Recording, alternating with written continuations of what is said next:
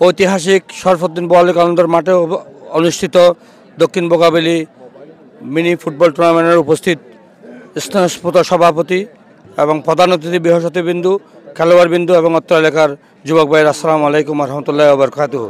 আমার বড় ভাই বলে গেছে মাদক একটা খুব ঘৃণিত জিনিস। খেলাধুলা করলে ছেলেরা ওইগুলো থেকে বিরত থাকে এবং যেই শরীর থেকে যে ঘাম জড়ায় ওই ঘাম রক্তকে বাঁচায় এবং মানুষ যুবক ভাইরা ওই মাদক থেকে এবং মোবাইলের অ্যাডিকশন থেকে দূরে থাকবে।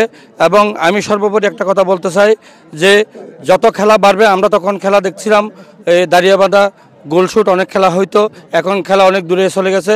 গত 16 বছরে আমরা তেমন উল্লেখযোগ্য কোনো খেলা এখানে দেখতে পাই নাই।